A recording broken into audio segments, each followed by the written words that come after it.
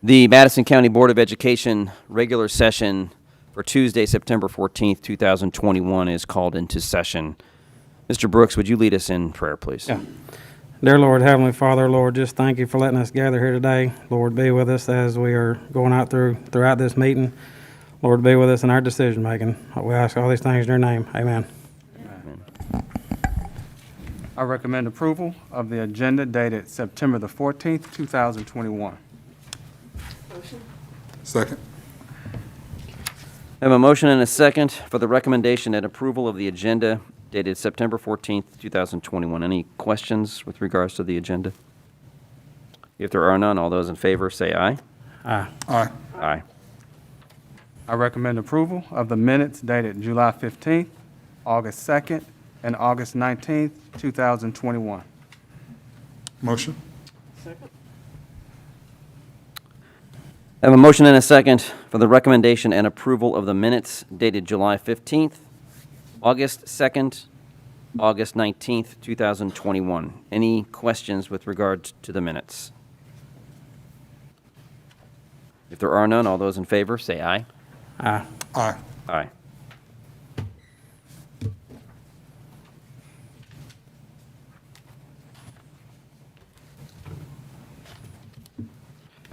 Okay. Do you have the List. list? Or do you have the statement? We're going to move on to, we've had several of you in the audience that are requesting to address the board. I want to remind everybody that we are in a Madison County building. In a Madison County building, we are requiring everybody to wear masks. So I would ask if you're not wearing a mask to please wear a mask at this time. Before we get started, I wanted to again remind everybody present the expectations of conduct for this evening. As I've stated before, the Madison County Board of Education strives to and historically has conducted meetings in a respectful, professional manner for the sole purpose of doing the work of the county school system. It is important to remember that our priority is to provide a reasonably, not risk-free environment for all students, staff, and faculty in the Madison County school system to learn, teach, and support that effort. To that end, we are bound by the guidelines placed upon us by the Alabama Department of Public Health that mandates that we exclude all those for close contact. In order to keep as many students as possible in the classroom and teachers teaching, and as long as these guidelines remain in place, the expectation for now is that masks will likely remain a fixture in our classrooms for the immediate future. If you have any issues regarding these guidelines, I would strongly recommend that you contact the ADPH. For those who have requested to address the board, you will be given that opportunity to do so. Let me remind everyone that if you are here and did not request to address the board, you will not be offered the opportunity to do so tonight. This is not an open meeting, and requests to address the board are to be made in accordance with our board policy 72 hours before.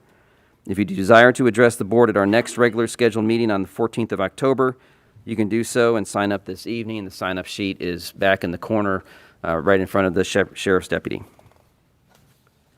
Again, this meeting, as all our meetings, is being broadcast live on YouTube and will be a part of the official record.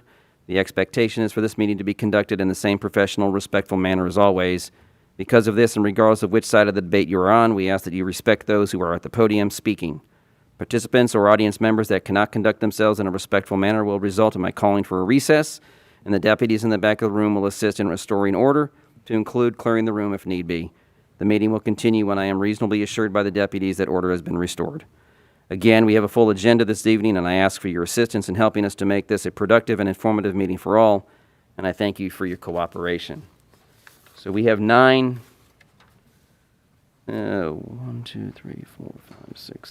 8 folks here this evening that have requested to address the board.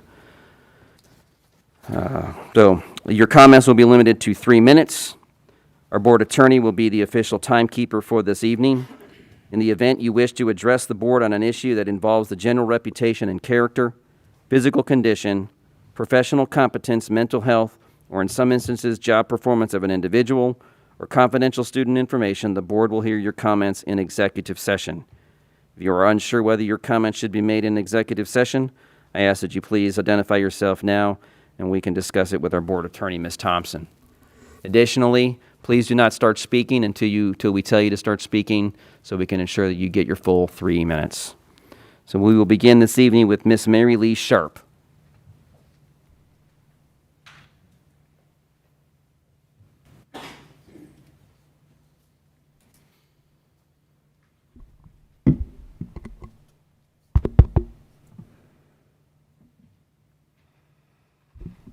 Go ahead. Oh, sorry, I was waiting on Okay, your that's go. okay. Go ahead. So I was here a few weeks ago talking, and then I was here again last week. The issue here is that my son got a virus the week that masks were mandated. They could not find out what kind of virus it was. I had to hold him and his sister down because he brought it home from school, held him and his sisters down at the doctor's office to figure out what kind of virus it was. They tested him for everything, and he was negative. That was after the mask mandates. The next week, he goes to school. He comes home with RSV, which is far more deadly than COVID in children. He brought it home to his asthmatic sister, who is also at a very young age and high risk for getting RSV after masks were mandated. So there is your proof. It is not effective in preventing viruses. Bottom line, that's it. Also, we are the majority.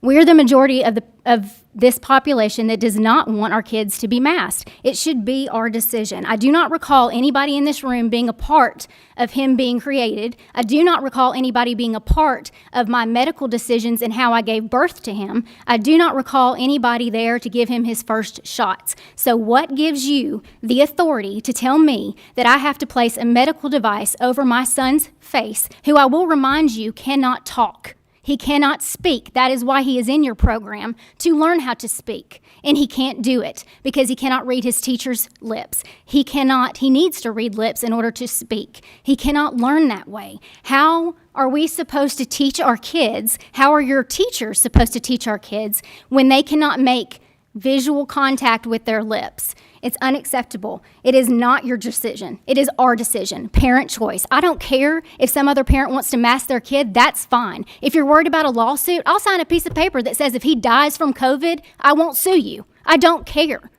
I am angry. I am fed up with all of this. It is not up to you. It is up to us as the parent. If we have to pull all of our kids out to make a statement, we are prepared to do that. Thank you.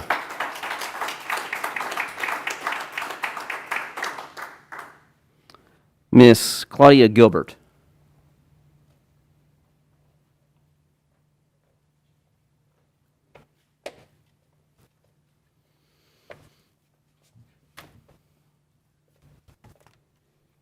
Just let me know when you're ready. Okay.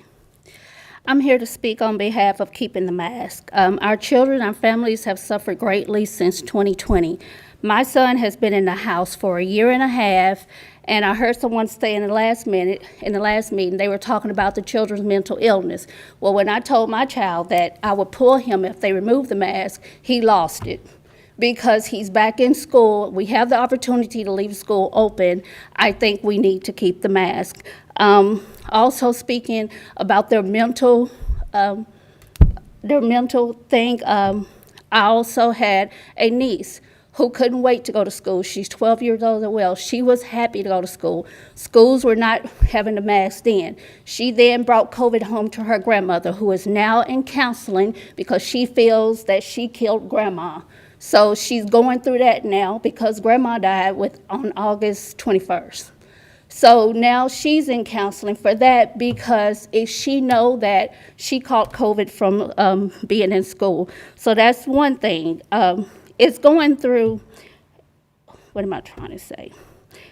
A lot of people want to talk about being, oh, I don't have the symptoms, I don't have this, and I don't have that. I had COVID in 2020 of December. I missed Christmas with my kids. I never coughed, I never sneezed, I never ran a fever, I never lost my taste or sense of smell. I never knew anything. I never would have even known I've had it if my boss hadn't came to work and said, I got COVID, go get tested. So that's one thing. We do not know who has this.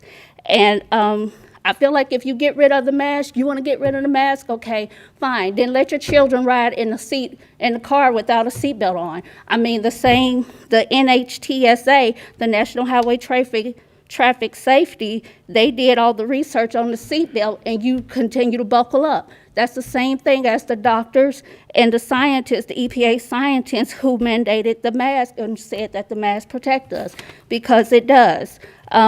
Someone spoke previously about their child not being able to focus when they wear the mask, and that it causes long terms.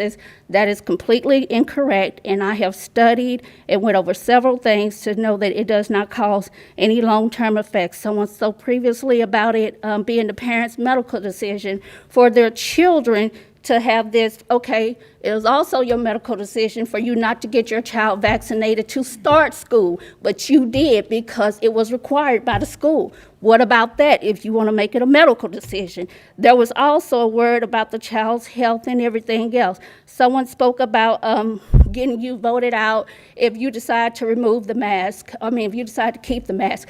I will fight to keep you voted in, no matter what it takes, if you decide to keep the mask. So they will have a fight on their hands. And someone else said something about the teachers.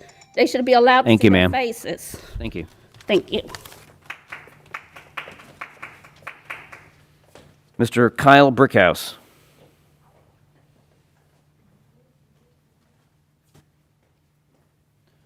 Just let me know when you're ready, sir.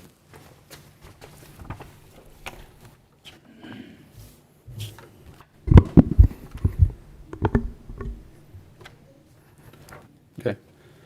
I'm here again to ask you to end this mask mandate and return to the optional policy. This medical decision belongs to the children's parents. You have yet to provide any data that supports this mask mandate, and you refuse to provide the thresholds that you said you would use to guide your decisions to move between levels in your Ready, Set, Forward plan. What are your thresholds for the mask requirements? Riverton Elementary has 0 cases per your dashboard. What threshold do they have to get to? Does any elected member of this board know what the thresholds are? Or is that information reserved for the unelected members that you yielded your authority to? This is not about safety. This is about control. And we want to know who's controlling the decisions of this board. Is it the residents that elected you to represent them? We have an unelected superintendent and deputy that will not even share the information with you, let alone us parents. Information they are using to force medical devices on our children and quarantine our healthy kids. These policies will continue to erode our children's education and social development, and it's teaching them to be programmed, submissive subjects rather than free-thinking individuals. And this will not stop with mask mandates if we continue to permit this. Parents, this board has failed us, and they've lied to us. They will mask and quarantine our kids indefinitely, year after year, if we let them, because the corona and flu viruses are not going away. They are doing what they're told by outside organizations. These decisions are not based on the year and a half of data that we have, or the numerous scientific studies that we have, or common sense. For instance, indoor volleyball game, no mask after the mask mandate. Another indoor volleyball game, no mask after the mask mandate. Look how close they are. Another one, another school, New Hope and Buckhorn, after the mask mandate. It's okay for students to be maskless on the sidelines and in huddles and pose for pictures in an indoor athletic event, but it's not okay for students to be maskless in a kindergarten class where they're learning to read and sound out words. Kindergartners even sleep in the classroom next to each other without their mask on. So please, stop the charade. This is not about safety. This is about control. If these same kids took these same maskless pictures in a classroom or lunchroom, you would lose your mind because they're violating the controls you put on them. Elected board members, you need to take back your authority and represent the parents of your districts. If you truly believe masks are effective, by all means, let the parents send their kids with one under an optional policy. But I know you don't really believe these provide protection by your actions outside of school, and based on these pictures, you think COVID is only contagious in a classroom. So why should we trust anything you say?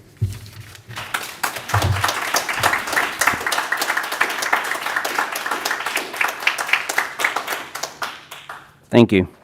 Miss Belinda Newell. Miss Belinda Newell? Okay.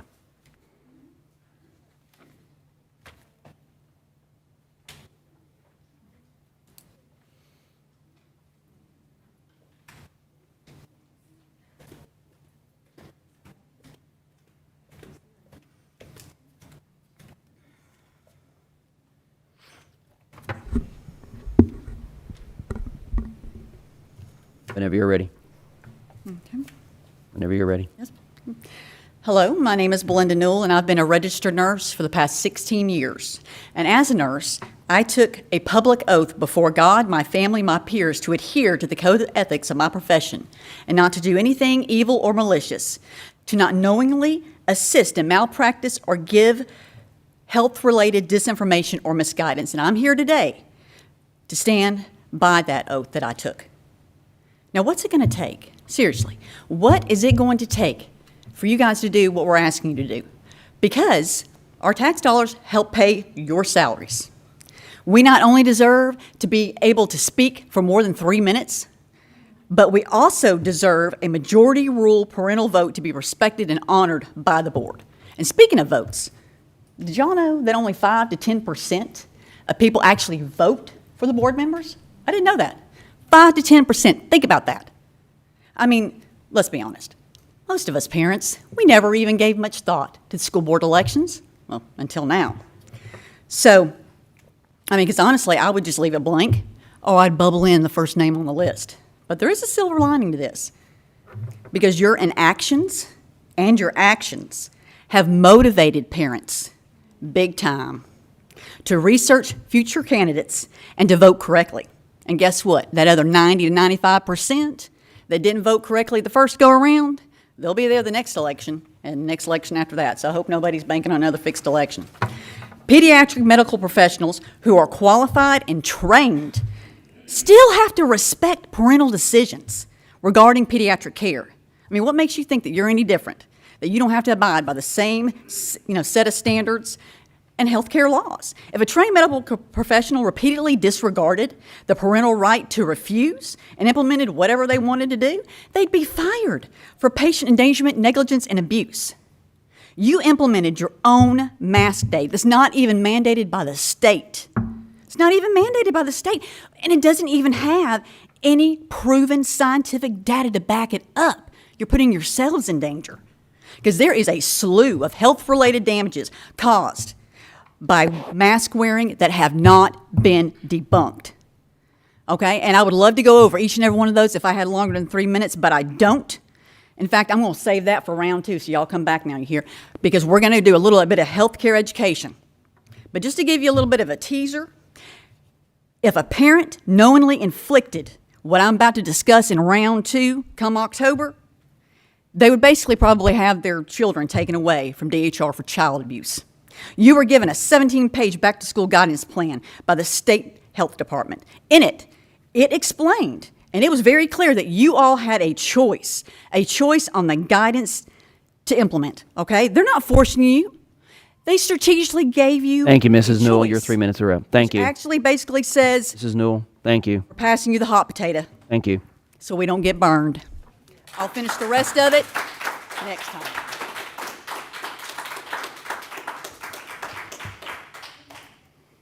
Miss Ellie Cowherd.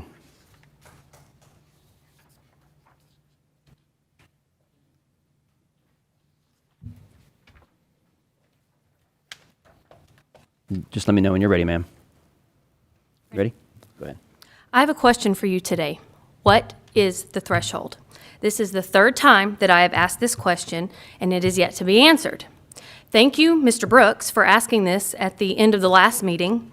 I believe that you used the term roadmap, but I cannot tell you how many parents appreciate you asking that question, even though you really didn't get an answer either. You were told, or all we are ever told, is that COVID cases are going up, and the answer that you were given was, quote, the data is constantly being looked at. That's not an answer.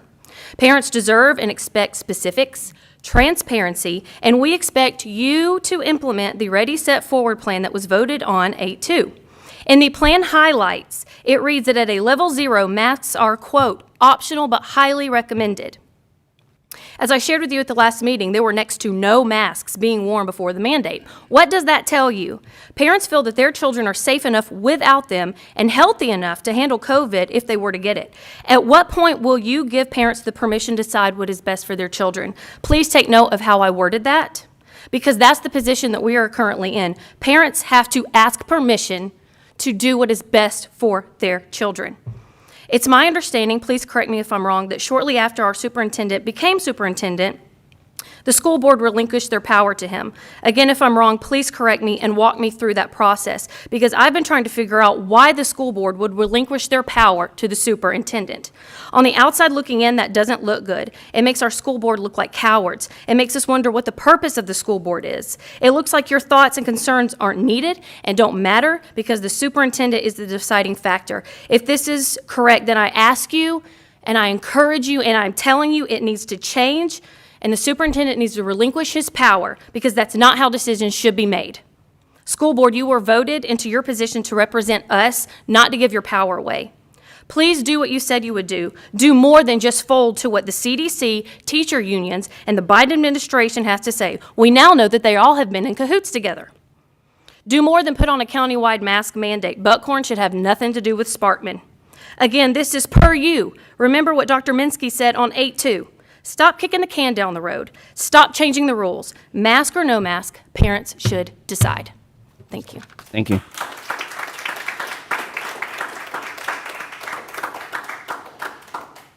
Mr. Mark Howard.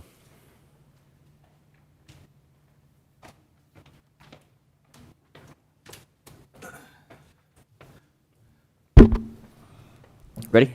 All right. Madison County School Board, here we are again today addressing the issue on masking. But it's much more than that. Next, it'll be COVID vaccine mandates for our kids to go to school. First, I want to say I'm not an anti-vaxxer. I've chosen to vaccinate my kids to actually go to school. However, vaccines that we actually put in our kids were tested for years. Polio, 45 years. Measles, 46 years. Influenza, 12 years. Not months like the COVID vaccine. Before this board thinks about mandating a vaccine, what are the 10-year side effects? You don't know. It hasn't been proven. It hasn't been tested. So in 10 years, when kids start having complications from this vaccine, are you just going to say, oops, I'm sorry? That's not going to be good enough. Someone referenced the 1905 vaccine mandate, Jacobson versus Massachusetts. Do you want to keep following the decision on mandating a vaccine or a mask based on a ruling that was before modern science, modern medicine, modern technology, therapeutics, and much more?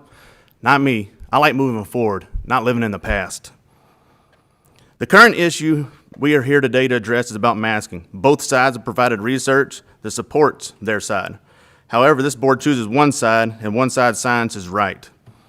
If a doctor tells you that you need heart surgery and another one says that you need medicine, who is right? Or are both of them right? Or do you choose what's best for you? If you believe mask works, then you can choose to mask. If you believe that there's no side effects from wearing a mask all day long, then you can choose to mask. If you believe that there's too much of a risk because someone chooses not to wear a mask, then you have the option of homeschooling or private schooling, as someone else said. All we want is just a personal choice to put a mask on. Lastly, I'd like to address the issue that's been mentioned about the board releasing the power to the superintendent. If this is true, what is the purpose of the board? We did not elect you in these positions to give your power away to form a dictatorship. If you're not willing to do your job, or you're not willing to take your power back, I stand here tonight to accept your resignation. Thank you. Thank you, Mr. Cower.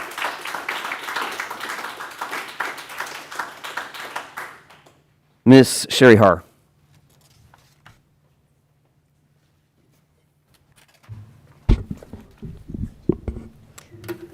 Hello, my name is Sherry Har. I'm a registered nurse, 15 years. I've worked in research, probably most of that, 14 years. I have 2 children in the Buckhorn School District, and I want to make everyone aware that Madison County is the only county in our surrounding area that has a mask mandate. Limestone County and Jackson County never had a mask mandate since the school started. Jackson County the nurse there mentioned they did have several cases of viruses and bacteria going around the first week, and then it settled down. That's very typical of every school year. That's how it happens. I'm sorry. Wrong. Go ahead 1 second. Morgan County ended their mask mandate yesterday. Coleman County always had an optional except for, what? Go ahead, keep going. We're going to give you the full 3. Keep going. Thank you. I was taking notes and Coleman County had a couple of schools that had high cases of COVID and they masked for 2 weeks. Why is it that we're not doing that? Why is this Madison County school, every school masking when we have, as he mentioned, elementary school with 0 cases. I've messaged to Angie Bays requesting data since the school year started. What is our weekly COVID cases? I really like that you finally put that up after several weeks on your dashboard, but can we not go back and get the archive data? Why can't we get the information? Why are you not being more transparent? I would also like to talk about how she mentioned her kids got RSV. My son also got strep throat. He's only been in school for 1 month. Never gets strep throat. I'm very concerned about the risk of bacterial infections with him wearing a mask every day. Let's see. And I'd also like to mention some of the studies that I found recently. Medical Science News states reusing masks may increase your risk of coronavirus infection. Dr. Jenny Harries, England's Deputy Chief Medical Officer, has warned that it was not a good idea for the public to wear a face mask, as the virus can get trapped in the material and cause infection when the wearer breathes it in. For the average member of the public walking down a street, it's not a good idea. Also, the WHO emergency press conference on coronavirus stated, we don't generally recommend the wearing to mask in public by otherwise well individuals because it has not been up to now associated with any particular benefit. It does have benefit psychologically. Socially, and there are social norms around that, and we don't criticize the wearing a mask and have not done so, but there is no specific evidence to suggest that wearing a mask by the mass population has any particular benefit. In fact, there's some evidence to suggest the opposite in the misuse of wearing masks properly, or fitting it properly, or taking it off and on, and all the other risks otherwise associated with that. Newsmax mentioned, you can increase your risk of getting COVID by wearing a mask if you are not a healthcare provider.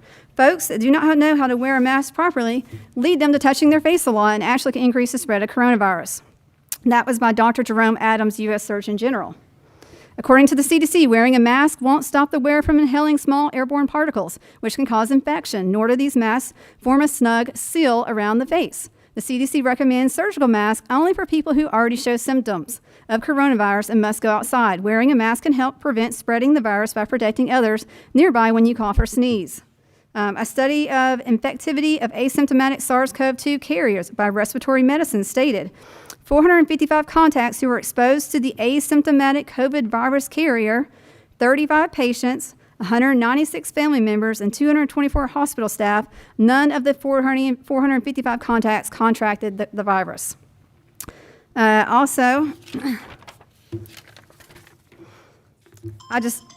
Oh. Thank you, Ms. Har.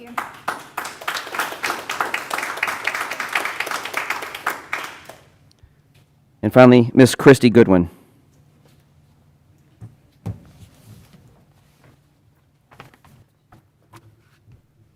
Good. So I would like to say, as an exhausted frontline respiratory therapist who's been dealing with COVID every day since it started, and a worried mother, I'd like to say thank you for continuing to require masks. I can also say thank you from the 431 people who've signed a petition requesting masks continue to be utilized in schools. Many of the people who signed our petition are healthcare workers like me, but are unable to attend this meeting due to the grueling schedule COVID has caused. Like the school board, my priority is to keep kids in school. And the best way to keep our kids in school is to continue wearing masks while we wait on the latest surge to dissipate and vaccine numbers to rise. There's one concern which I would like to specifically address, which is schools in other parts of the world are doing just fine without masks.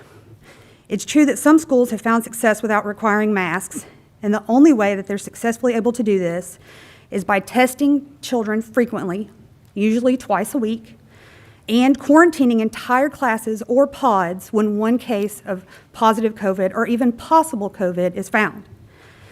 If the school board's goal is to keep kids in school and to avoid large-scale quarantines or the need to return to hybrid programs, then masks are the only way forward towards that goal. As a healthcare worker who's worn a mask daily for almost 20 years, I can tell you masks are safe and effective. There are a multitude of reliable scientific research studies to back this fact, not online anecdotes or bunk news sites. Clean and properly worn masks are one of the best defenses our kids have against this disease, which is killing Alabamians, people worldwide, daily. I know masks have sadly become a polarized political issue, and I would ask the board to remember this is not about politics, but about safety. Just like someone referenced earlier, seatbelts and car seats. We need to continue masking so that our vulnerable population of unmasked children are able to continue going to school without the risk of disease and possible death. Thank you. Thank you.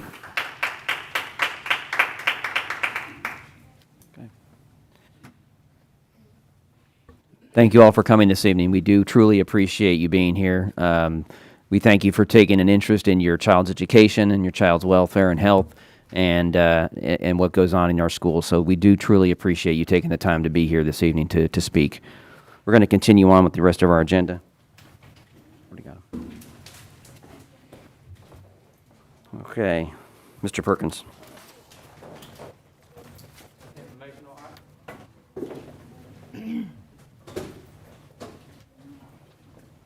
Informational items.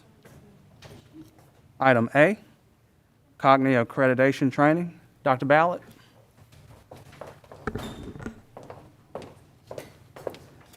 Good evening. We are preparing for our accreditation review, which will take place on October 19th through the 22nd. This year, it will be a virtual review. Our last accreditation review was 5 years ago. And so we're 6 years ago now, 6 years ago, but we're preparing for our accreditation review. It's virtual. So typically, our accreditation review team will actually come physically on site and visit schools and participate in interviews and observe classrooms. And instead of it happening that way this time, it is happening virtual. We have been working with Dr. Lawler here. She is from E3 Strategic Solutions, and she's been providing coaching for us as we prepare for the interview and for our accreditation review. And she's here to provide an overview of what the accreditation will look like from your perspective of board members. It's a 4-day process, and on day 1, which is Tuesday, October the 19th, there will be about 45 minutes for you to meet with our review team in groups of 2. And in that time, they will ask questions and learn a little bit more about your board leadership here at Madison County Schools. And to provide further detail about that, Dr. Lawler is going to join us and share a little bit more information about what that looks like for you. Dr. Lawler? Good evening, and it is a delight to be here with you this evening. I have been meeting with many of your staff members and Superintendent Perkins for the past year. So I feel like I'm a part of the school system, and I certainly am on your team. For the accreditation, when the team comes, know that I'm on your side. I'm here to help you in any way I can and to better prepare you for this visit. So tonight, since I have shortened, normally this training is an hour. You don't want to sit here for an hour. So I have condensed it to about 15 minutes, if you'll allow me to do that, because you have the handout. Okay, so I will guide you through it. We're not going to do every single page, I assure you. So just take a big sigh of relief and say, thank goodness. And you also have a handout that includes all 30 standards. I'm only going to talk with you about 3 of them, so another thank goodness. All right, so if we can go ahead and get started, I've condensed the 26 slides into 15. So don't let me spend more than a minute per slide, okay? But I want to tell you a little bit about Cognia. If I get short-winded, it's because I have a really good mask on. It's one of those N95 ones. The Cognia used to be called Advanced Ed. And before that, it was Southern Association of Accredited Schools, SACS. So now it's Cognia. Their home office in Alpharetta, Georgia, but they are an international organization. They provide accreditation, the process, and the certificate for all over the world. And this year alone, and last year, because it is virtual, they've been able to issue the accreditation for over 2,000 schools just right here in the Southeast. So we're very fortunate that they're able to adapt their process to a virtual process. Now, I have served with Cognia for over 30 years, and I've been on both sides. I've served for almost 30 years as team members, where I go into the schools and I actually implement this process and evaluate the schools, all the programs, and so on and so forth. Now then, since I have retired, I have a 43-year career in education. You don't want to hear about that. All good experiences, and I love it. But now I like to be able to work on the other side as a consultant, going in ahead of these teams and preparing you to just let you know what's expected of you, what your role is. Hence, that is our presentation tonight, is what is the board's role in this process. So that's a little bit about Cognia. But looking, it's the process used to be, well, let's don't think of it as a one-size-fits-all. The evaluators who will come to this district, well, virtually, are experienced. They understand your environment. They will have read a lot of evidence that your team has uploaded into a program called the eProof is what you use. Okay, so they upload all their evidence into eProof, and then they're able to view those pieces of evidence. They will give you a written report. However, you will not get the written report until about 30 days following the exit of the team, okay? So when your review is over, you can expect a written report telling you how you did, and you actually get a score, and that will be public. And you, as a board, the teacher leaders, community stakeholders, and parents will all be interviewed during this process while they're gathering the information and determining the score. Now, let me get my breath. The standards are based on rigorous research. There are 31 of them, and they're divided into 3 different domains: the leadership, learning, and resources. So you fall in the category of domain 1, which is leadership. Okay? Accreditation recognizes the educator providers that demonstrate and sustain their commitments to continuous improvement and better learning outcomes. Now, Cognia is all about continuous improvement. This is not a process whether you gather evidence, put it all in a box and set it on the shelf, and then don't touch it again for 5 years until the team comes back. That's not what it's about. It's changed. Not like it used to be. It is a continual effort to improve student learning. Okay? So think to yourself, what are all the things that you do to support learning? Okay? Now, as we look at the standards, there's a standard handout that I gave you. The 3 that basically cover what you're responsible for is 1.1, 1.4, and 1.5. So you can just highlight those. I'll be referencing each one of those. Looking at 1.1, this has to do with the strategic plan that your district put together. You help put that plan together. You'll need to be able to talk about the process, how you were involved, how it supports learning, and how it guides everything that you do in this district. So make sure that you read that strategic plan carefully. You know what's in it. Make sure you know the date that it was last updated. And talk about your involvement in creating that strategic plan and being involved in that process. All right, 1.2 we'll skip. Look at 1.4. Now, please, all 26 of these pages in this handout is very important. So I do challenge you to read those carefully in your time. But for right now, we'll just do these 3. 1.4 is all about you, the governing authority, that's the board. The standard says that you adopt, you update, you hold yourself accountable to these policies that comply with the laws, the regulations, and make sure that you provide that integrity. You follow through with that integrity as you effectively serve the operations of this school district. Dr. Lawler. Dr. Lawler. Ma'am, if you want to remove your mask to speak, that would make it more comfortable for you to do so. Thank God. Please do so. No, I've been vaccinated, and I am supportive of the mask. But thank you. I was losing my breath. Now then, okay, 1.5.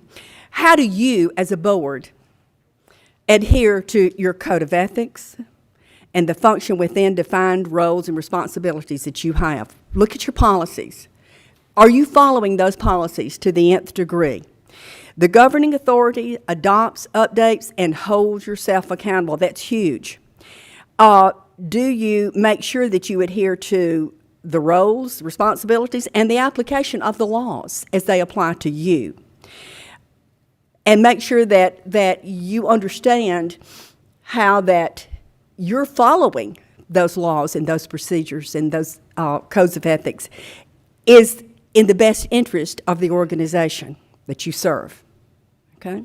And make sure that you use those, as the slide says, as a guide for your decision-making, and I know you do that. Now, they will ask you when you're interviewed, and we're going to get to some questions in just a minute, but they will ask you about your training. And then there are minimal requirements for training, but then there's up and beyond that minimal level. And I hope, and I'm sure, and I trust that you have participated in training up and beyond the required number of hours that you're supposed to have training. We'll need documentation of that, and I'm sure you have that. I'm sure it's already uploaded and ready for the team to review. All right, 1.6, we'll skip that because that's about supervision and evaluation of your personnel. We'll skip all the way down to the slide that says governing board, interview samples. Now this gets fun. So this is kind of the entertainment of the night, okay?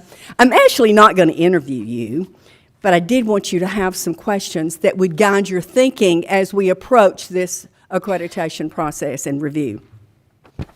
So these are some of the questions. Now, pretty much they're required. These questions are required. And pretty much all of the virtual teams, your Cognia teams, will have access to these same questions. However, they may be worded differently, and so on and so forth. But basically, if you read over these questions and if you feel comfortable being able to answer these questions, then you're going to do just fine.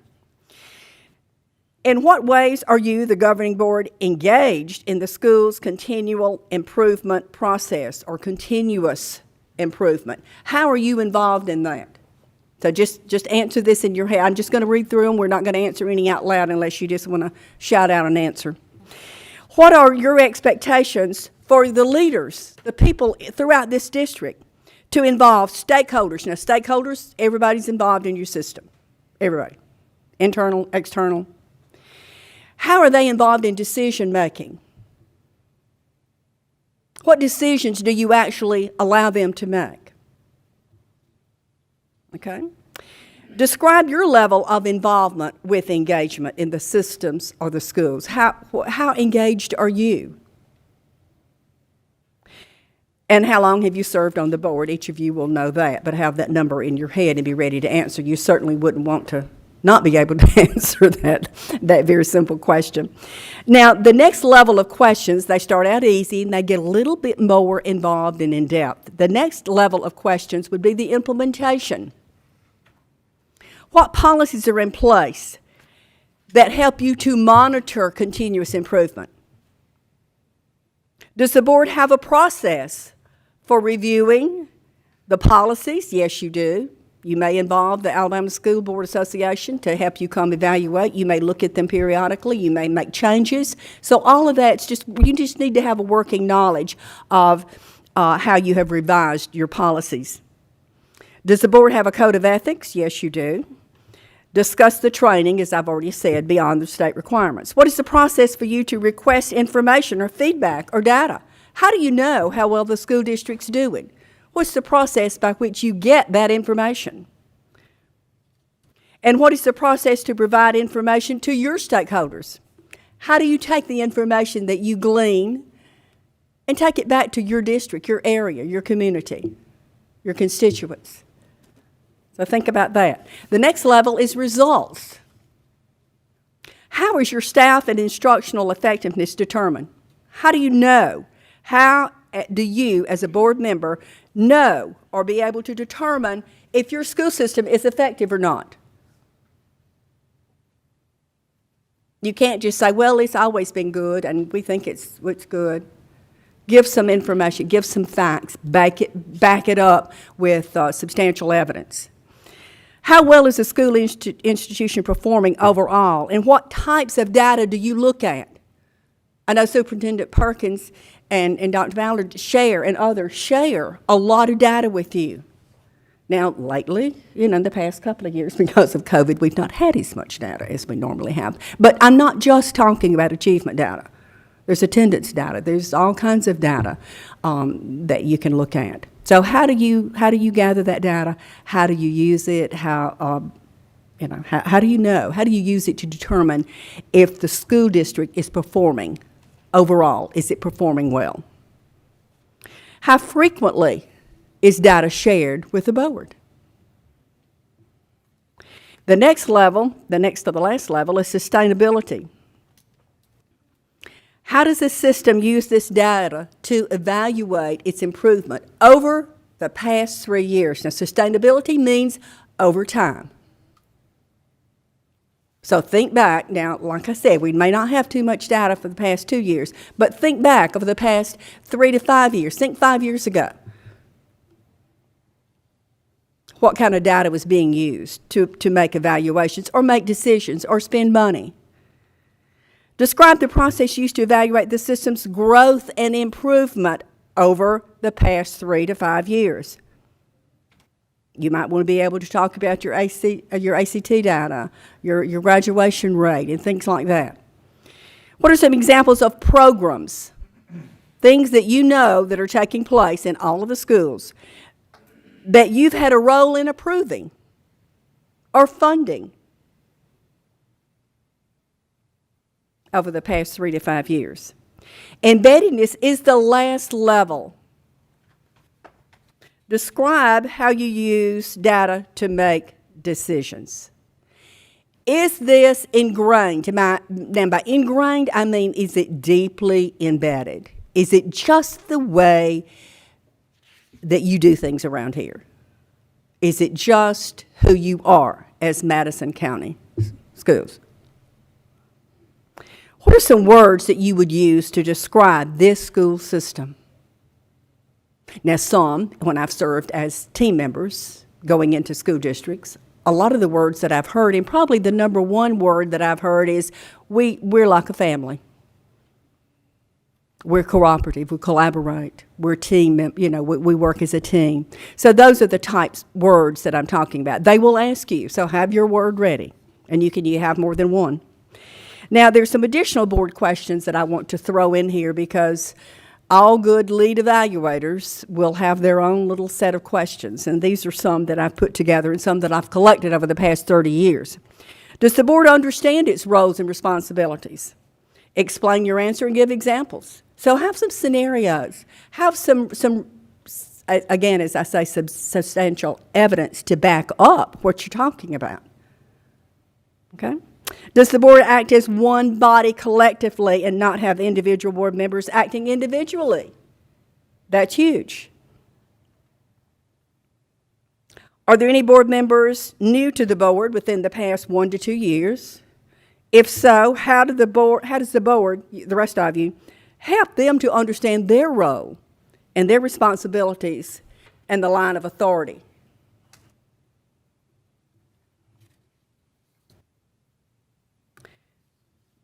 Okay, the next slide. Is there board evaluations? Who evaluates you? You evaluate the superintendent. Superintendent evaluates the principals and so on and so forth. But who evaluates you? Just think about that. Do you hold each other accountable? Do your constituents and the public evaluate you? Some boards just have a little simple checklist that they, have. It's not required, but it is encouraged. We like to think that we evaluate everything we do, or every part of our organization. Does the president of the board accept the responsibility of leadership in helping the board members, all board members, to understand their line of authority? Do you have any knowledge of any board members who micromanage? Heaven help us if we do. That's a big no-no. Y'all remember back in the days of one large county just south of us, in the central Alabama, who just about fell apart. They came apart because of micromanaging. So it can be a huge problem, and you just, that's just not acceptable. Okay, you work as a one entity. You work as a team. Now, there are some scenarios, and I'm not going to read all these to you. I'm sure that you could write your own scenarios. But be prepared to answer some questions about what would you do if? What would you do if someone asked you, to hire their brother, their sister, so on and so forth? So think about your roles. Think about the lines of authority. Think about your policies and your practices, and answer these scenarios on your own time. But the one thing, look at the last one, the one thing that I know that all interview personnel will ask you is, if you had to rate your school district, how would you rate your school district? How would you rate your board? But think about that. I don't know how they'll ask you. They might ask you on a scale of 1 to 10, or just give me an idea of how well your school district is doing. And then how do you know? So remember, substantial evidence. Back it up with evidence. Be able to prove what you're saying. All right. Are there any questions? Have I stayed on? Okay. Any questions? I gave you my card because you can reach me. I'm a consultant. I've been working for you. You've got me under contract. And you can ask me any questions about the process, or what to expect, what's expected of you as a board. And as Dr. Ballinger said, you will be interviewed no more than 2 at a time because of the Sunshine Law, of course. But you will be interviewed, and I don't have to schedule. That's something that your personnel and your lead evaluator will go ahead and have a schedule, so you'll know exactly your time. I've interviewed a lot of board members. I've done that on the phone. So be accessible, please. If it's not a problem, if you have to stand in the hall on the phone or in the car. I've interviewed, one board member was driving, and we did an interview, and they were driving the car and on the phone. That's fine. So however you work that out, but please, it really makes the system look good if all the board members show up to be interviewed or make themselves available to be interviewed. Okay? Any questions? Dr. Ballard, I'm sorry, and I'll be honest, I was doing some paperwork shuffling here when you got up to the podium to speak. What date is this going to be taking place again on? Sure. So our review is October 19th, which is a Tuesday. Right. Through Friday, October the 22nd. And the board interviews will take place on the first day, which is October 19th. I will share the schedule with you so you know the exact time to be ready, and you will receive a Zoom link for that interview. Okay. Are you going to be here that week? Okay. I knew there was a time frame that you were going to be gone. Okay. Okay, if you don't have any further questions, then that concludes my part of the presentation tonight, and I've enjoyed working with your district, and good luck in your review, and I hope you get the highest score possible. Okay, the average is about 300, so you want to go over that. Thank you. Thank you. It's very nice much. to have met all of you. Too.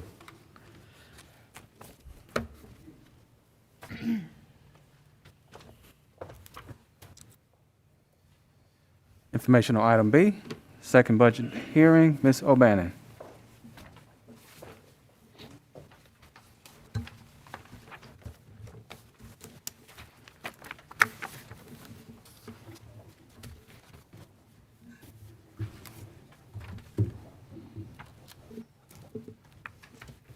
Good evening. I don't have a PowerPoint presentation again tonight, but You're accustomed to receiving our booklets annually. The staffing reports that are in the back are required by the State Department of Education, so we'll look at those in just a moment. I'm going to touch on some important areas, maybe to reiterate a little bit of what we discussed at the first budget hearing, but this will be brief and it will be quick because we went through our fund types on September 2nd at the first hearing in great detail, but please, anything that I've missed or you have questions about, please feel free to ask. Last year, we had this nice little binder, as luck would have it, our binding machine in the print shop broke yesterday when they were printing these. So my wonderful assistant, Jeanette Hunter, took every one of these, and we print a lot of extra because they're requested throughout the year. You can't believe how many people request these. Really? So she took them, lined them up, stapled them, used tweezers, so hopefully you won't cut your fingers on them. But I apologize for that. It's a great source to keep throughout the year, but we have a broken machine right now. Just happened yesterday. Karen, I'm just curious about how many people request the budget. I print 30, and sometimes I have had to go. But now, like tonight, 10 of you, we have about 10 that's already been dispersed, one to AEA, and they're required to receive one. Some of our bankers ask for them. Some other school districts ask for them. They're public document. Yeah. And I have had to go back and order that many more. So, Okay, just curious. yeah. A lot of our staff members, Mr. Weiss, are going through getting their administrative degree or certificate, and they have finance programs, and these come in, they're really, really good for that, a resource for them when they're going through their finance It's just good to know. program. Yeah. But again, I'll ask you just to follow along. I'm touching on just a few things, and we'll start with page 2 with again, the fund types are summarized on page 2 with the total number of employees showing at the bottom, and that's as it stands now. That hasn't changed. But then let's go to page 4. This is the summary exhibit when it all comes down to one piece, and that's what we've provided for you in the board agenda tonight for your approval. The first column, if you remember, we talked about this, the general fund type, general operations, it changed slightly because once we got all the federal monies in, revenues, expenditures, we were able to calculate indirect cost revenues for general fund. And what that is, that revenue covers administrative cost to manage those programs. But we're still, the projected ending fund balance is approximately $37 million. As you look at that first column, that's our general fund type.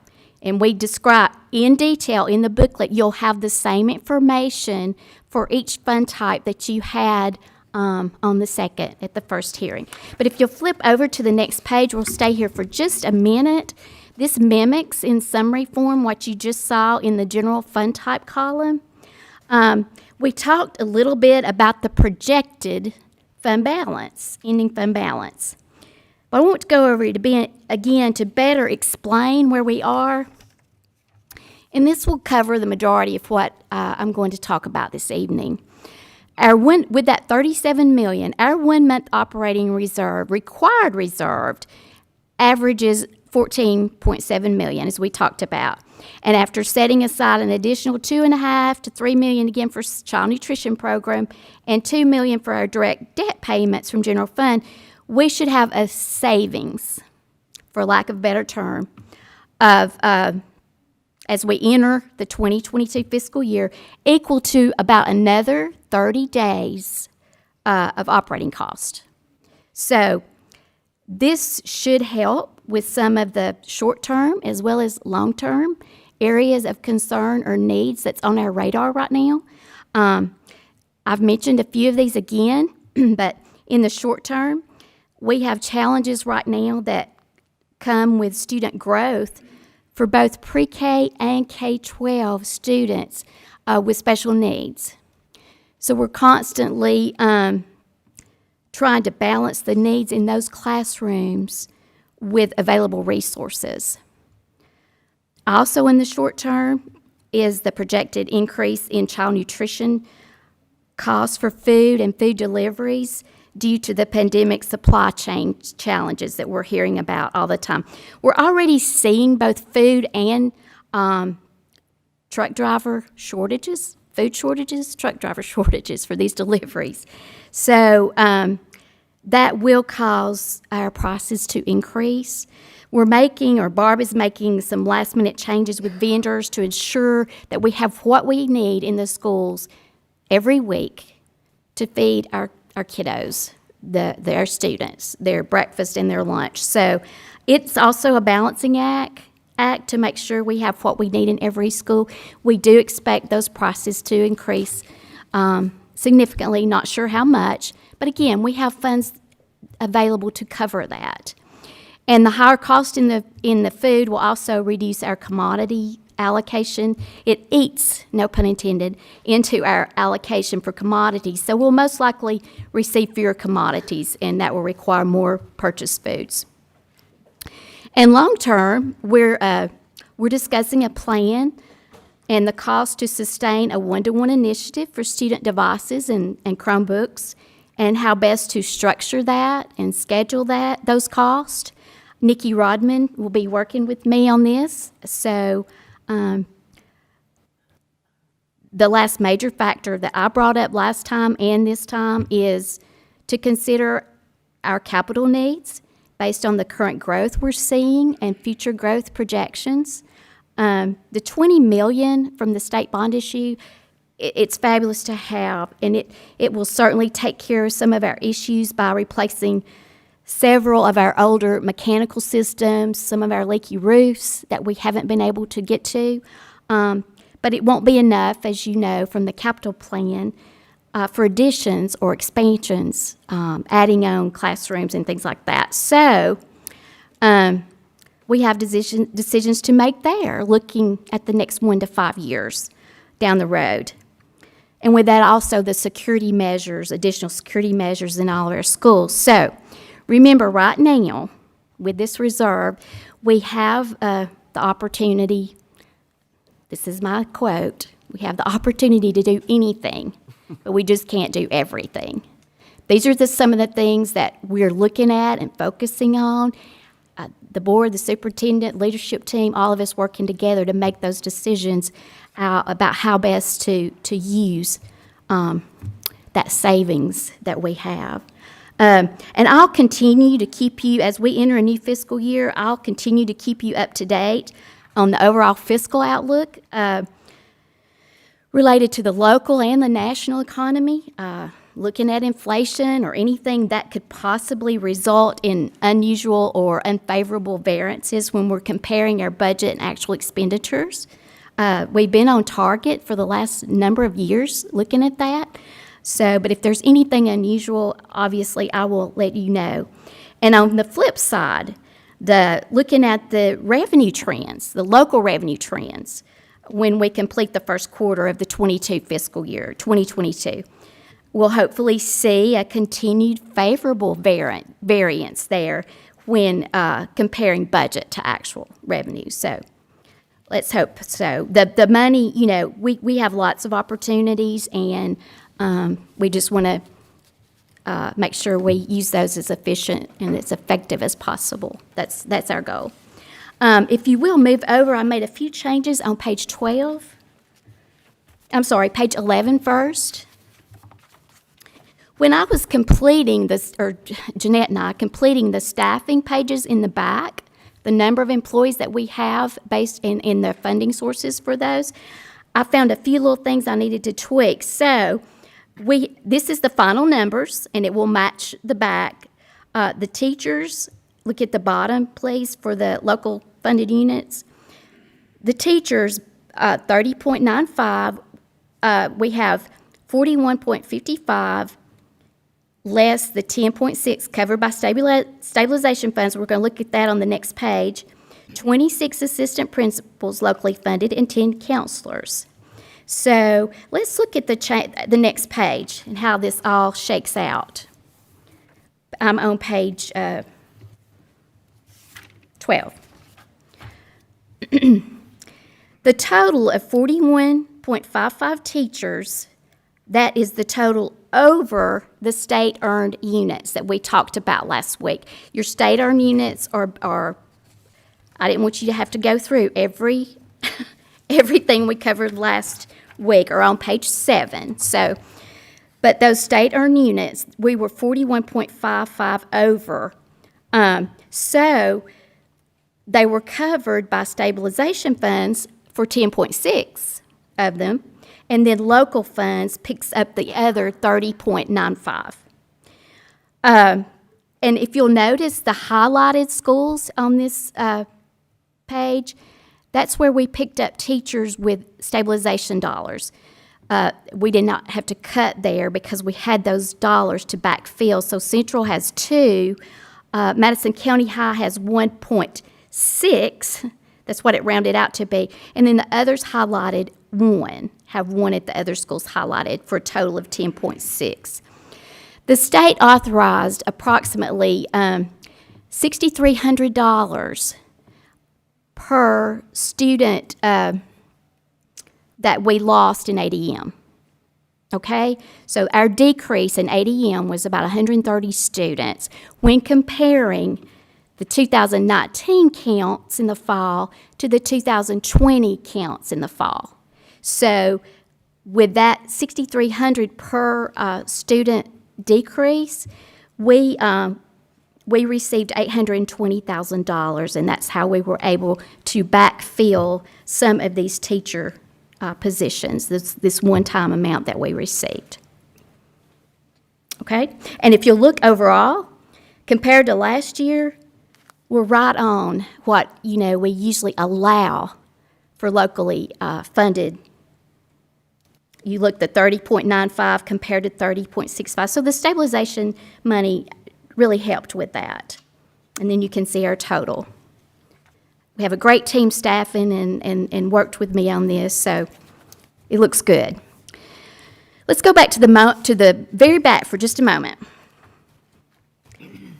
So I want to show you, and then I'll just show you some key pages and we're done. Look at page 49. It's back in the staff. It's the very last numbered page. So this reflects the total employees over a 10-year period, as well as ADM. And we'll know the fall ADM in a couple weeks for this fall. That will help us to fund, that will determine our funding for 22-23. So right now that shows as a blank.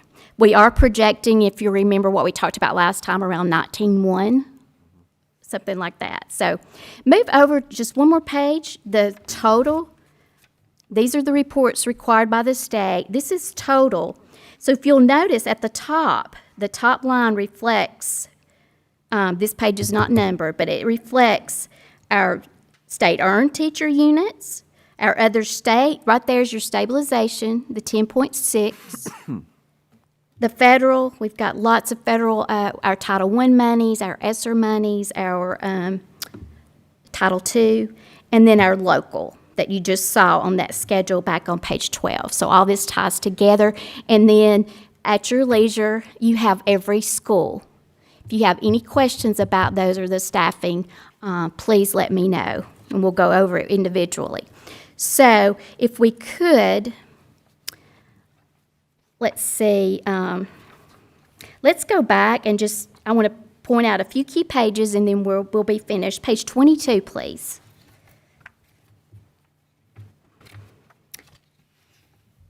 These might be some you want to mark as best you can. This is a good resource to keep in mind. That is for the millage tax rates in Madison County, those for the county, the municipality rate, as well as the school systems within the county. It's a good comparison that goes along with page 25. If you'll move there for just a moment. It's critical to know the comparisons for local revenue support among the 3 school systems in our county. The federal dollars that we're receiving for learning gaps and learning loss.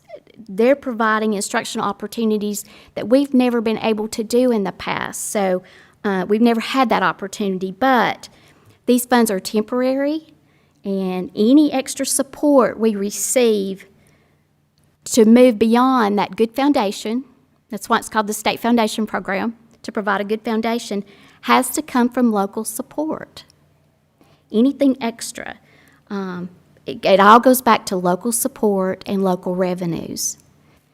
Same for our facility and capital needs. The more local monies we have, the more we are able to leverage to meet those capital needs, or even pay as we go, which is what we'd like to do, obviously. For the last thing, would you move over to page 27, please? We talked about our ongoing federal programs, not our ESSER-related funds. I'm not going to cover them again tonight, but our major federal programs are IDEA B for our special needs students, Title I, and the Child Nutrition Program. We didn't show all the detail for Title I, so let's move over to page 29. I presented the school allocations last time, but this reflects the set-asides that come off the top to get to the school allocations. You can see with the administrative costs represents 15% of the Title I budget. That's all that's allowed, and that's where we are. Then you see the parent involvement. The allocation for parent involvement, it's 1% of the allocation, but 90% of that 1% is passed down to the schools. So they can take care of that parent involvement. This is only 10% of that 1%, if that makes sense.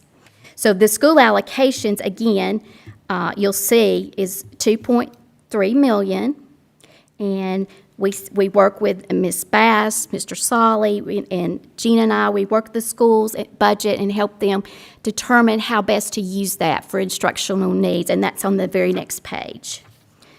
These provide, it's a great resource for our 11 Title I schools to provide them additional instructional support. Our ESSER funds are in there. Everything I talked about last time is in here. So do you have any questions? We are going to ask that the budget's approved tonight. We will overnight it tomorrow to the State Department of Education for their approval.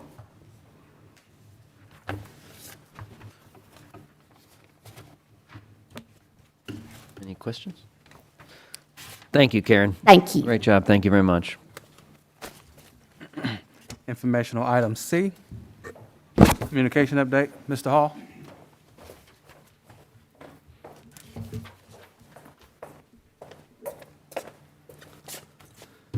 All right, good evening. This kind of reminds me of church when they announce I'm speaking, people kind of clear the room. But I first just want to thank you for the opportunity to be able to address the Madison County Board of Education this evening. I would have to say that the past 4 years have been probably some of the most memorable that I've had my entire career. I've made a few stops along the way in my career, and this team is, without a doubt, one of the best that I've ever been afforded to work with. And by that, I mean the Board of Education, the team at Central Office, and everybody system-wide. You know, Mr. Massey, our former superintendent, told me, he said, Tim, you're going to be building a department, something we don't currently have. And he said, the job is going to become whatever you make it. And I guess I want to say tonight, I hope as we look back at it, that everybody in this room tonight watching can be proud of what we've made it, because that's very, very important to me. I am proud of what we've accomplished. I actually did reach out to the media, and I shared with most all of them that I'm leaving, and then in typical Tim Hall fashion, I said, hey guys, I need a little favor from you. And they were like, what's that? And I said, I'd like from each station a little printout, a rundown of how many times we were in the media the past 4 years. You know, I just wanted to know because I'm nosy. Y'all know that about me. And the answer, including all 4 local TV stations, the national media coverage we received, the newspapers, the publications, articles, was 417 times. And let me tell you why that's important, because that's our brand. That is who we are. That is the Madison County school system telling our story. And North Alabama, state of Alabama, the United States of America, and yes, even the world, knowing what this system is about, how much we care about our children, how much we care about our staff, how much we care about our relationships with each other. And I want to say that comes back on you, because you made a decision some time back to invest in having someone fulfill this role. And I was honored that you picked me, that you selected me. So what makes our district so unusual, I believe, is the support that we here at Central Office get from you as board members. And since I've been in this role, I can say that objectively because I have a lot of relationships across the state of Alabama, some into Mississippi, some into Georgia, and one in Arkansas, and also now one in Missouri, friends that I've made, where I see how things function. And things between communicators and board members and communicators and staff, they don't always work that well, but here we do. And so the success that we have achieved really does come back and rest on each of you sitting at that table tonight. I'm thankful for that. You're truly great leaders, and I believe you do what you do because of the love you have for children and the love you have for this community. I think I'd be remiss if I didn't call out just a couple of folks. And originally I was supposed to speak with a 3-minute timer, and Mr. Weiss, we moved me, so now I can stay up here 15 or 20 or 30, or no, I won't do that to you. I don't know. First, I want to thank Mr. Alan Perkins. Mr. Perkins, thank you. Thank you for letting me work for you. Thank me for working alongside you. You said something to me that I will never forget. Thank you for trusting me, because trust is what this job is all about. You're one of the kindest, most godly people I've ever worked under. You are a true asset to this school district. So thank you for the opportunity to work under your leadership here. Secondly, I wish he were in the room. I think he's watching on that screen right over there. But Dr. Mark Bensky, he has been amazing to work with. We have been through a lot together. Dr. Bensky and I have worked very, very closely together. And I'm thankful not just to say he's the guy I work for, but also he's become a very, very good friend. And I appreciate that. That friendship is very important to me. I am going to miss him coming in the hallway and yelling in that wonderfully soft-spoken voice of his, "Mr. Hall, would you please come in my office?" because I know something's up. So I'll miss that. But he has been a delight to work with. And I've learned a lot from Alan Perkins and Mark Bensky, and I'll take that on to what I do next. Of course, Alita Stender, sitting back there in the back, has been a tremendous asset to any success that we have enjoyed here in Madison County Schools. She has been a delight to work with. And I've got to say a special shout out to members of the local media. I want you to know that they have been gracious, kind, supportive, helpful, good listeners, folks, even during difficult times. They've been good listeners, and they have done a just a fabulous job at being fair to our school district. So I tip my hat to them. I'm thankful for the relationships that we have with them and all of the work that we've been able to do together. So I just want to say it's been a wonderful opportunity for me and my family. And in all honesty, it's been hard to stick by this decision. Mr. Perkins and Dr. Minsky know what I'm talking about, because this morning I came within inches of rescinding my resignation and saying that I wanted to stay. But I have chosen to move on. I just want you to know that's how much I love this place and respect and appreciate this place. So I accept my new challenges with FEMA. I do leave with mixed emotions. And may I just say thank you for the opportunity to work with the Madison County School System. And may our God bless you and keep you and your family safe. I love and appreciate you guys. And this has been a phenomenal experience for Tim Hall and his family. Thank you all very much. Tim, it's been an honor and privilege to have you as a part of our team. When Matt approached me early on in my tenure on the board, he said, "I want to build up a strong public relations team, and what do we need to do?" And my background, as you know, is a little bit of public affairs, public relations. And I said, you need to make sure that whoever you bring on board is somebody that fully understands and appreciates how to deal with the members of the media, how to work with them, how to develop strong messaging, how to develop a crisis action plan. And Matt didn't fail us in bringing you on board. And you have done a tremendous job of highlighting the good, the bad, and the ugly of Madison County schools. And when it gets bad and ugly, you did a great job of making sure that things were always done accordingly and right, and that you approached it with a positive mind, and that you made the Madison County Board of Education and the school system at best look its best. And we appreciate it very, very much, all that you've done. You will definitely be missed. I know that Mr. Perkins has a huge task to find someone to replace you, huge shoes to fill, but I know that he will do that, and we've talked. But thank you again very much. All of us, on behalf of myself and everybody here, we wish you the best of luck in your new endeavors. I know this is something that you wanted. I was surprised when I heard that you almost rescinded your resignation. I was like, yes! But I got really close. I'm sure Mr. you did. Perkins. Yeah. But, Got really close. But we know that you're going to do as good a job, if not better, for the FEMA, and we appreciate everything that you've done on behalf of the Madison County school system. So thank you very, very much from the bottom of my heart. I was honored to have worked here. And we appreciate you, Tim. You've done a fantastic job, and we've had many a days in my office and your office, and the prayers and the conversations and working through things. You're definitely an upstanding, godly man, and I've appreciated that about you because you understand what service is, and service is giving of oneself in the service of others, and you have definitely shown that. So we appreciate you and thank you, and we'll be praying for you continuously as you move on to your next endeavor. Thank you, Mr. Perkins. Thank you. Thank you, Tim. Can I just say? Go right ahead. I recognize that throughout your talk, you said "we," and I hope that someday you will come back, but you will never leave being part of "we." True. I intend to be a part of we for as many days as God gives me. So if I can help, just call. Number's the same. I'm going to send all of you all my additional contact information, and if there's something you need, just let me know. Happy to help. But we is very important to me, Angie Bates. Very. Thank you, Tim. Thank you. Good luck. Honored. Administrative items. Item A. I recommend approval of the Madison County School System budget for 2021-2022 school year as submitted. I have a motion and a second for the recommendation and approval of the Madison County School System budget for the 2021-2022 year. Any further discussion or questions of Ms. O'Bannon? If there are none, all those in favor say aye. Aye. Aye. Item B, I recommend approval of the 2022-2026 capital plan as submitted. Second. I have a motion and a second for the recommendation and approval of the fiscal year 2022 through 2026 capital plan. Any further questions or discussion? If there are none, all those in favor say aye. Aye. Aye. Aye. Item C, I recommend approval of the adjustments to the COVID leave document for staff as submitted. Motion.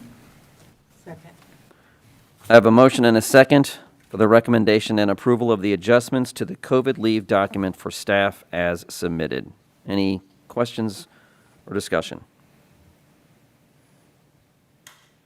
If there are none, all those in favor say aye. Aye. Aye. Aye. Item D, I recommend approval of the bid renewals as submitted. Second. I have a motion and a second for the recommendation and approval of bid renewals as submitted. Any discussion? I have a question on one of the, is there a typo on there? Who do I need to ask you, Ms. O'Bannon? Everything on there seems to be around $50 to $75, and there's one line item for $500. Can that be looked at, or you want, I got it right here if you want to see it. Or do we have it in our paper? Here you I go. do. Brian, I got it. Looked a little high. I was gonna make sure it wasn't a typo before, because everything run around the same. It's like one camera's $75, multi-camera's $500 an hour. You thought you left. I think that would be a good rub in serious cameras, specialized shit using. We've never done that before. Okay. But that's not a typo. I just wanted to make sure with Mr. Hall. What I wanted was in case there were ever a crisis, a problem at school, a weather event, a fire, a flood, and we had to bring in multi cameras to shoot and document for legal and insurance purposes. I always wanted to make sure we had those resources. To my knowledge, we've never used it. Okay. Okay. I appreciate you asking. Thank y'all. Any additional questions or discussion? Sorry. If there are none, all those in favor, say aye. Aye. Aye. Aye. Item E, I recommend approval of the contracts for services as submitted. Motion. Second. I have a motion and a second for the recommendation and approval of contracts for services as submitted. Any discussion, questions of Ms. O'Bannon? I just have one question about, I guess we can discuss at a later time. Number 8 on the contract for service. Number 8, you want to look at it? Hey, yeah, there you go.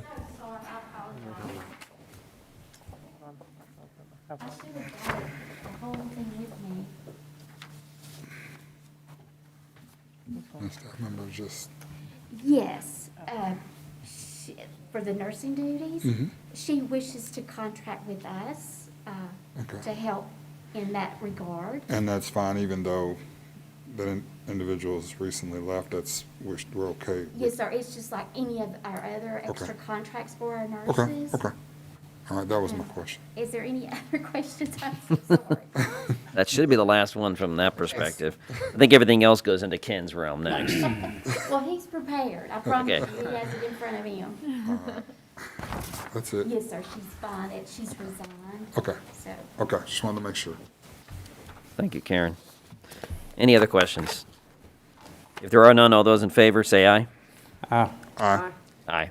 Item F, I recommend approval of the personnel items, Addendum 1 and Addendum 2 as submitted. Motion? Second. I have a motion and a second for the recommendation and approval of personnel items with addendums 1 and addendum 2 as submitted. Any questions? Addendum 2 should have been on everybody's desk when they showed up this evening.